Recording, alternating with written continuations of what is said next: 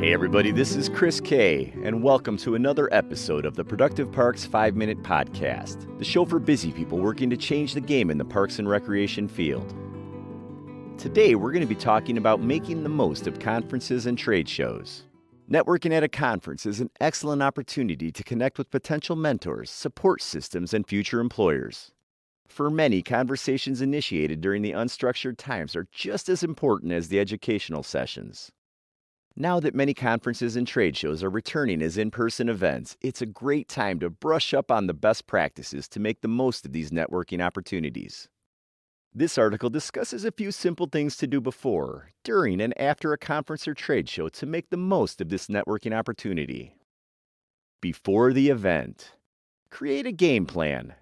You probably pick which educational sessions you want to attend before the event. But you also want to consider other offerings, which could be great opportunities to connect with others. Look over the vendor booths before arriving at the show. Think about the challenges your agency or department faces. Is it possible that vendors have solutions to these challenges? Make a short list of exhibitors you want to visit.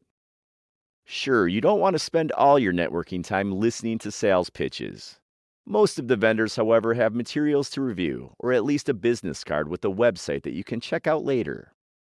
Also, see if there's any social events tied to the conference. Some of them will have dinners or after-hour gatherings you can attend. These opportunities may provide a more laid-back atmosphere where you could talk shop with others in the industry. Pick your wardrobe. As parks and recreation professionals, we may be a little bit more laid-back and flexible regarding conference attire. That being said, your appearance represents you and your agency. Business casual is typically acceptable, but you should check with your agency for specific requirements for these events. Oh, and wear comfortable shoes because you'll spend some time on your feet between educational sessions. Plan your pitch. If you're attending the conference with an agenda, like to sell a product or find better employment, you'll want to have your elevator pitch prepared. Being prepared means making your pitch sound casual, engaging, and not completely making your agenda transparent. If you're not interested in pitching, then make a couple of icebreaker questions to start a conversation. Here's a couple of ideas. What did you think of the keynote speaker? What brings you to this conference? What educational sessions did you like so far? What do you do?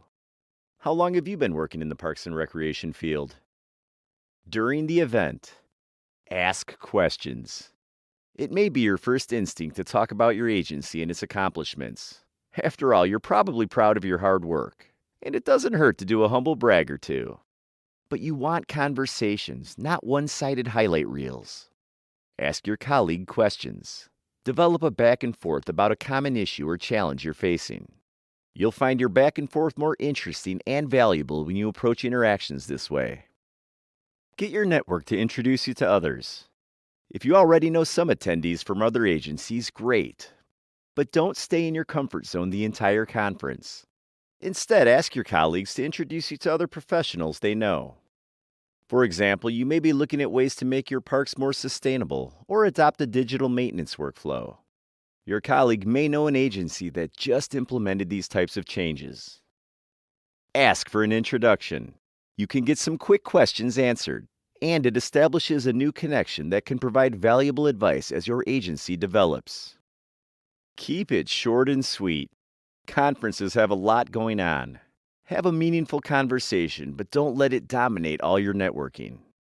Be respectful of everyone's time and keep the conversations to 10 minutes or less. If you're stuck in a conversation that doesn't seem to be ending soon, then politely cut it short with a genuine compliment, something to follow up on, and a handshake or fist pump. It will help leave a positive, lasting impression. For example, "Great to meet you, Mike. I think the way you're phasing in new playgrounds is a great asset to your community. Can I email you if some questions pop into my head after the conference? Great seeing you." And seal with your handshake or fist pump. After the event, take some reflection notes. A lot happens at a conference. You don't want a potentially valuable connection to slip through the cracks. Shortly after the conference, take notes about who you met, what you talked about, and follow-up ideas. Do a quick follow-up. Try and nurture the connection while it's still fresh. A day or two after the conference or trade show, send your new connection an email. Something simple works fine. For example, say how nice it was meeting the individual and share your contact information.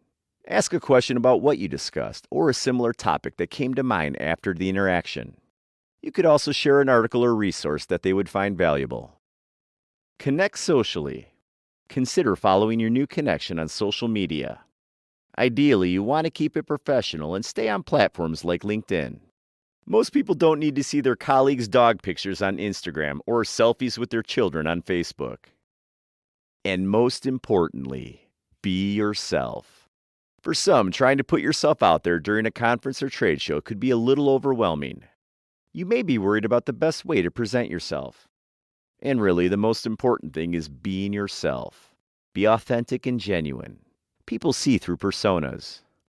So many of us Parks and Recreation professionals are down to earth, literally people who like sharing good conversations about what we're passionate about. If that sounds like you, then you should fit right in.